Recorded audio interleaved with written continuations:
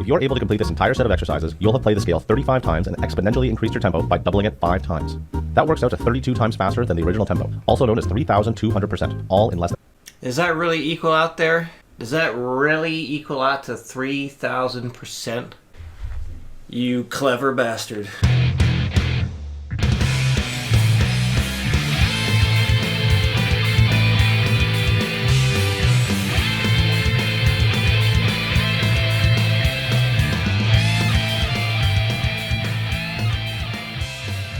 How to play 3,000% faster in just 10 minutes. Did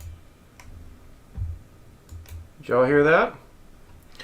So this is from Brad Harrison Music.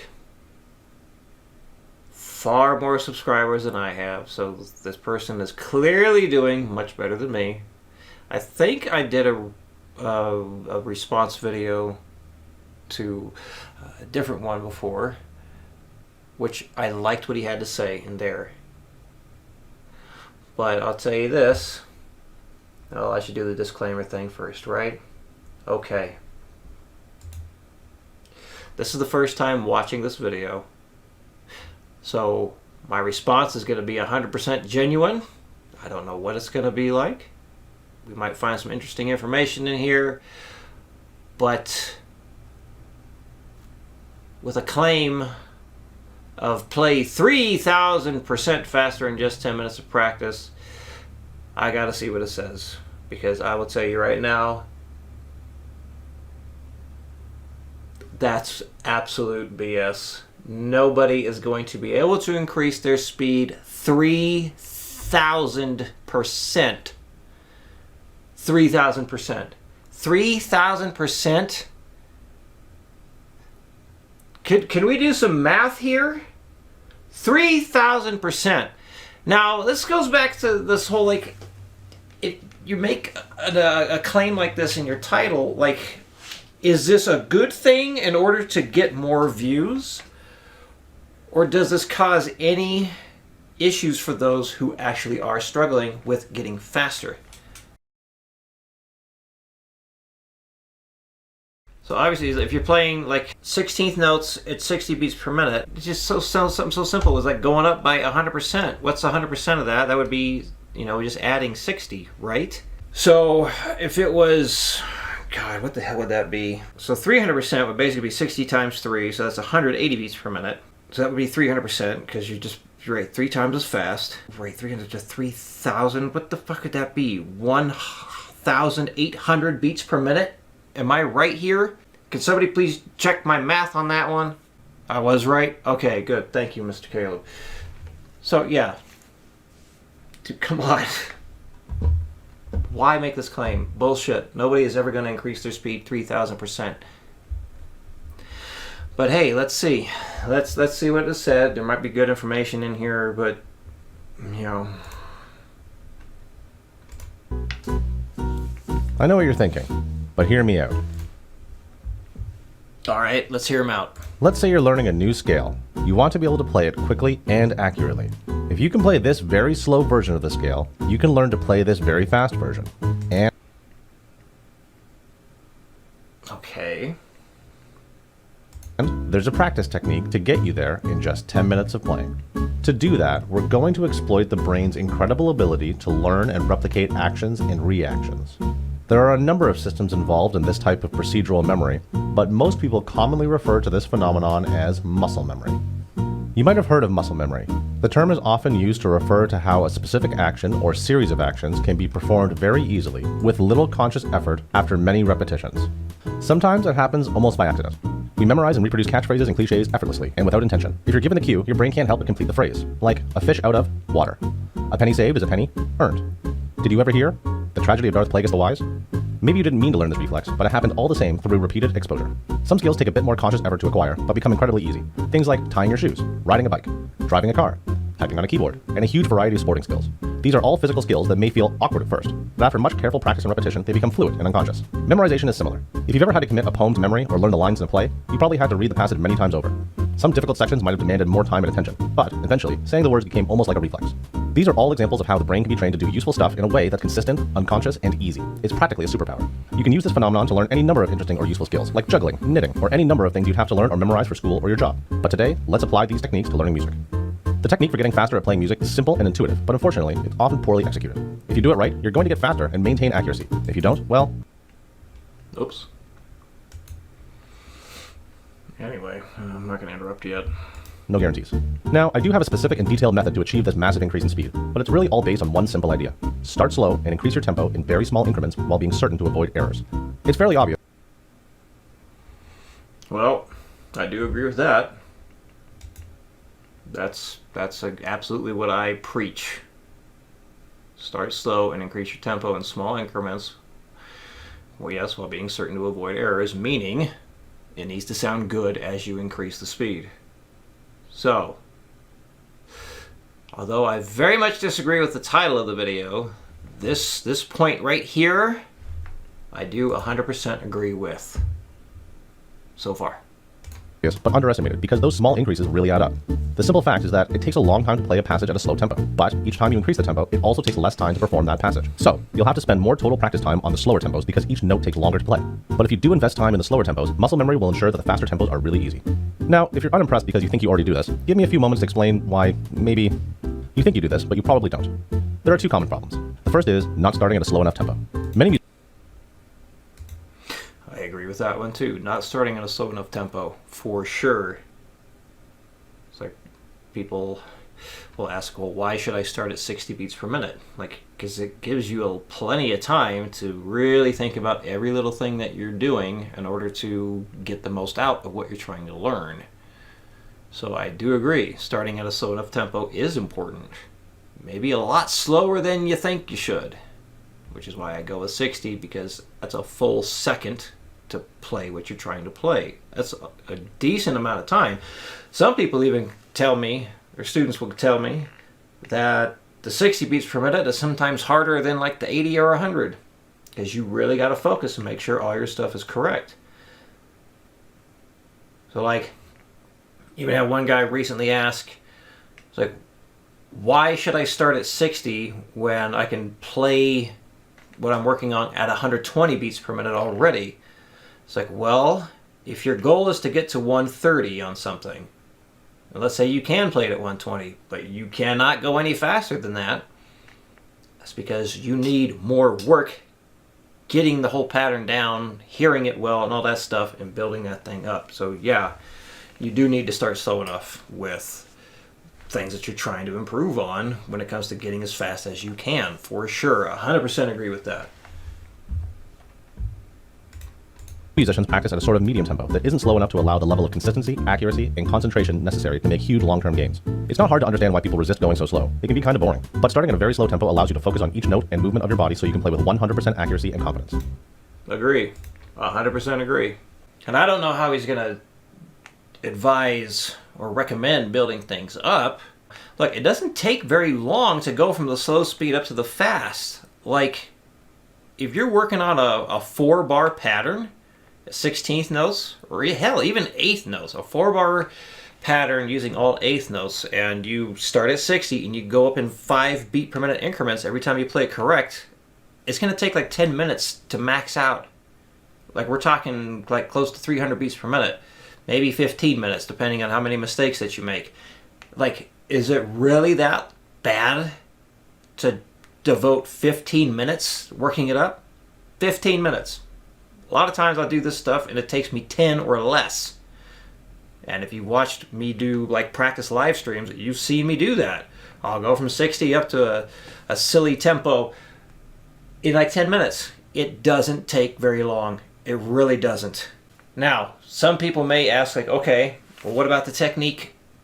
What about how the technique changes as you go faster? All the more reason why I advise start slow, work it up, make sure it sounds good, and adjust your technique, like for guitar, right? You know, adjust your picking technique, your hand position, and all that stuff as you go faster in order to play the notes, make them sound the way you want them to sound. So technique will adjust as you go from slow to medium to fast to insane, right? But just because the technique is different going insanely fast does not mean you sacrifice the slow. Because the slow, even though the technique changes, the notes don't. And you have to train your ears in order to hear insanely fast stuff correctly. You have to. Because if you can't hear if you're playing things correct, how do you know you're playing it correct? Just winging it?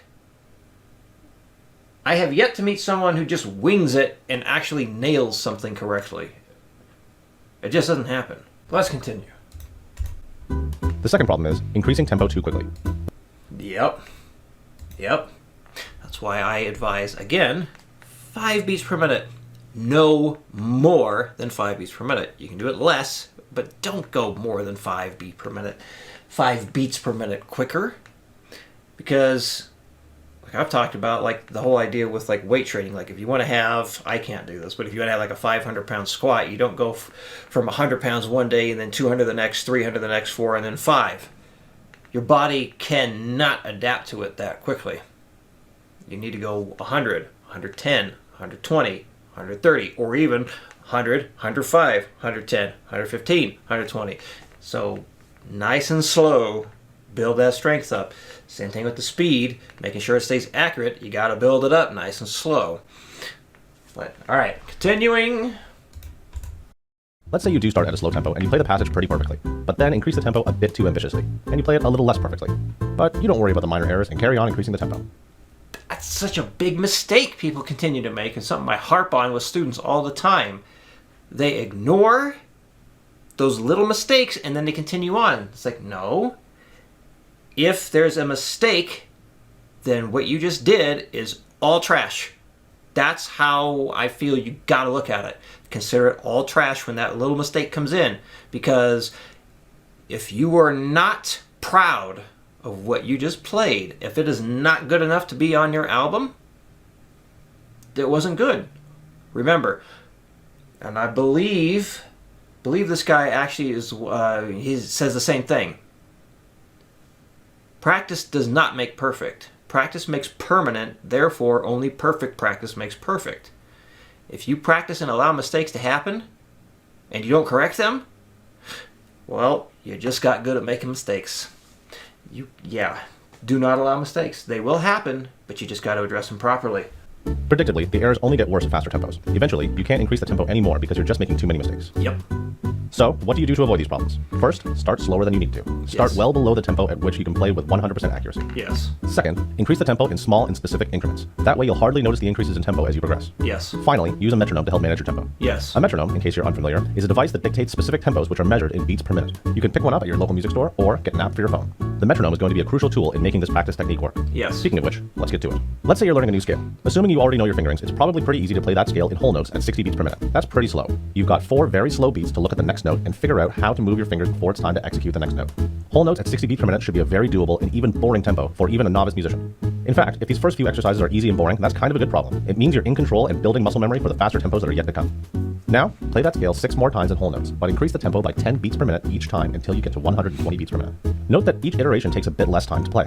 By the time you complete all 7 exercises, you've doubled your tempo and the whole process takes less than 5 minutes. It was slow and deliberate and maybe not super exciting, but it laid the foundation of familiarity to build your technique and muscle memory. Now, because playing whole notes at 120 beats per minute is the same note density as half notes at 60 beats per minute, that's the next step. Play the scale in half notes at 60 beats per minute. Then, follow the same pattern as before. Play the scale 6 more times, increasing the tempo by 10 beats per minute each time until you reach 120 beats per minute. The second set of exercises takes half the time as the previous set at about 2.5 minutes, and you've doubled your tempo again. Just like before, half notes at 120 beats per minute is basically the same as quarter notes at 60 beats per minute. So, we switch to quarter notes and continue the same pattern as before. Then, repeat it again with 8 notes, and again with 16th notes. And that's the whole exercise. If you're able to complete this entire set of exercises, you'll have played the scale 35 times and exponentially increased your tempo by doubling it 5 times. That works out to 32 times faster than the original tempo, also known as 3,200%, all in less than... Does that really equal out there? Does that really equal out to 3,000%? You clever bastard. Does it? I'll just have to take his word for it. Anyone in the live stream, you want to confirm that math? Anyone in the comments section watching the edited version of this video, would you like to check the math there? Is that really over 3,000 whatever percent he said it was? All right, well, I suppose if you take that very specific thing of whole notes at 60 to 16th notes at 120. If that's really 3,000%, fine. It's a very specific example, sir. So I do like what he's talking about. As far as like things I recommend that are different, I mean, it really depends on what it is you're trying to do. It's a very, yeah, like that Mile High Shred Metronome Method ebook. You can get it for free. Just go to milehighshred.com or just do a search for Mile High Shred Metronome Method. You should find that quickly. Look at the description of this video and there's going to be a link to it as well. But you can get the thing for free. It details stuff like this, like where to start in terms of tempo, which is almost always 60, when to increase the speed, and by how much do you increase the speed, and when do you go from playing things like 8th notes to 16th notes, you know, when do you make those subdivision changes. So one thing that he has here that I always recommend being different, it's like, yes, let's do the quarter note thing instead. Like, if you are working up the quarter notes of anything, maybe it's just the scale like he's got here, if you just go from 60 to 120, and then at 120 you go back to 60 and you change it to 8th notes, it's probably too soon. And that's if, like, are you struggling to get the, you know, whatever piece of music you're working on. So let's say the scale. Let's say that scale, you're struggling to actually get going as fast as you want. So instead of switching subdivisions once you hit the 120, my thing is take those quarter notes up to at least 240, then switch to 8th notes back down at 60. So it's basically taking his idea here that he's discussing, which I so far 100% agree with. I just don't like his title. Unless we're talking about this specific thing like he said here. Yeah, taking his scale example here. So you're trying to work the scale up and down, right? And you're starting with the quarter notes. So you get from 60 to 120. And instead of switching over to 8th notes already, my thing is take it up to 240. Okay? So not only does this give you more time with that scale in the smaller increments of like notes per second, and again, I recommend going up 5 beats per minute, not 10. I think it does work out better that way. In fact, if you have the time, going up in 1 beat per minute increments, man, you can make a lot of change with that, especially on music you are having a big struggle with. Like, it's great for breaking plateaus on certain things when going up in 1 beat per minute increments instead of 5. But anyway, so yeah, go, if you quarter notes, take whatever it is from 60 to at least 240 before you switch over to the 8th note thing. Because 240 beats per minute with quarter notes is the same notes per second as doing 8th notes at 120. So going from the quarter notes from 60 to 120, then switching to the 8th notes right away, you may not be prepared to get from 60 to 120 with 8th notes yet. So basically, I'm taking this idea he's talking about here and expanding it, taking even more time to go from point A to point B. So that's my thing. Take it to at least 240 when it comes to working quarter notes up before switching to 8th notes. Take your 8th notes, work that up from 60 to 240 before switching over to 16th notes. And then after that 16th notes, you're fine. You don't have to worry about 32nd notes because, well, those are crazy fast. But you might want to work on them. But anyway, let's continue here. And 10 minutes of practice time. Now, this practice technique is a solid one, but it does have a few caveats. First, don't increase your tempo unless you've played the previous exercise flawlessly. Yes. Yes. Agree.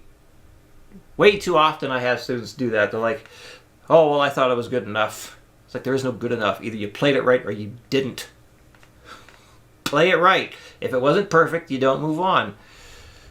You will benefit so much from being strict with yourself. Practice like you're recording. You don't want to practice mistakes because you'll learn them. If you're practicing mistakes, back up a few exercises or even all the way back to the beginning and try again. All right, I want to rewind that. I'm going to slow this back down to regular playback speed. He just said something that is so important. So important. Exercises, you'll have played this increased your tempo, also known as. Now, this practice technique is a solid one, but it does have a few caveats.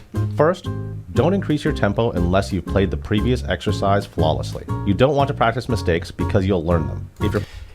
You don't want to practice mistakes because you will learn them. Did you hear that? Let's say it again. Practicing mistakes previous exercise flawlessly. You don't want to practice mistakes because you'll learn them. Unless you've played the previous exercise flawlessly. You don't want to practice mistakes because you'll learn them. You hear that? See? You don't want to practice mistakes because you will learn them. Yes, mistakes will happen. And here I went into this video. Well, I'll say that for later. I'll save it for the end. What I'm thinking. Just, yes, absolutely. Practicing mistakes, back up a few exercises or even all the way back to the beginning and try again. It might be a bit boring, but it's worth laying a strong foundation in your brain rather than playing quickly and inaccurately. Yeah, quickly and inaccurately? No, stop it. That's not good. Second, the amount of progress that you can make in any single practice session is not limitless. The amount of progress you can make in any single session is not limitless.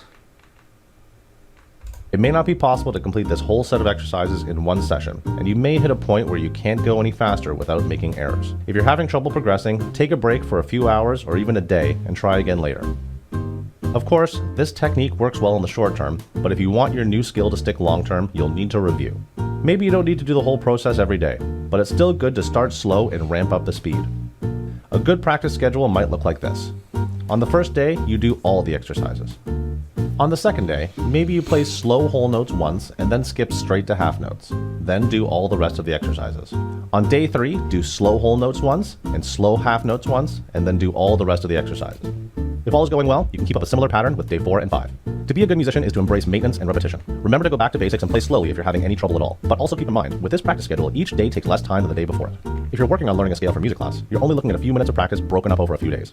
If you want to take it further, you could use this technique to learn all your major scales. Such a project might look a bit overwhelming at first, but it's really only a few hours of practice, which you could easily break up over a couple of weeks. If you already know all your major scales, think about learning a new scale, like harmonic minor or altered. Or you could use this technique to tackle a difficult passage in a piece of music you're learning. Maybe you're working on something like this. Most of it looks pretty easy, but there's that tricky part at the end. What if, instead of approaching it in the way it's written, what if you thought of it like this? Or this? It's the same notes but written differently, and it's way less intimidating. If you took it through the technique we used on the major scale, you can have it up to tempo in just a few minutes. Even if you're having trouble with this section, you can easily practice it by turning... Wait. I think there's a caveat there I would have loved for him to say. So yeah, like taking the 16th note thing, breaking it down into eighth notes or quarter notes or even the whole notes or half notes, right? That's a fantastic thing to do. And that's actually something I talk about in a few videos or a few lessons I've done on Patreon, where it's like, how do you take this riff or this lick you're stuck on? How do we break it down into easier and easier playable pieces so you can start making progress again? So I don't know how fast this thing is here, but because there's no tempo listed. But just because you follow that thing of do the whole note from 60 to 120 and then the quarter note or half note 60 to 120, then quarter note 60 to 120 and so on, doesn't guarantee you're going to get that piece of music all the way up to that to the speed. Yeah, God, I can't talk. Just because you follow that pattern does not guarantee you will get that passage of music up to speed within just a few minutes. Like, that has to be within your capabilities in order for that to happen. So that's like a fitness thing right there. People say, oh, 3 weeks to six packs, or 3 weeks to shredded abs. Like, well, you already have to be 3 weeks away from having abs show if you're going to have abs in 3 weeks. That's all there is to it. So you have to already be a few minutes away from being able to pull off something like this in order to have it done in a few minutes. So I would have liked that to be worded differently, but I'm just being picky. But hey, part of these response videos is to just add a bit more information, add a bit more help. But it makes sense what he's saying. Absolutely. all the notes into quarter notes, or half notes. It's easy to underestimate the power of incremental improvement. You have to remember that most things are kind of boring at first, but if you endure that, the payoff can be huge. Mastering new skills takes a bit of time, but if you spend it well, maybe less time than you think. Be sure to like, comment, share, and subscribe, and check the description for more videos. Thanks for watching. All right, so yeah, what I was going to say there. So, the title of this video absolutely got under my skin because that is a silly claim. That is a silly claim. Because, well, as he showed in the video, it's got to be a very specific thing of this so-called 3,000% increase. But what he talks about here in order to improve your speed and stuff, fantastic advice. Absolutely agree. My approach is slightly different. I think I take things a bit further in terms of moving up slower and pushing the metronome speed faster, but the general idea is the same. I like this Brad Harrison. Whatever that other video was I watched from him before, I remember I really liked that. So, yeah, great stuff. Really is. I really think it is, despite the title.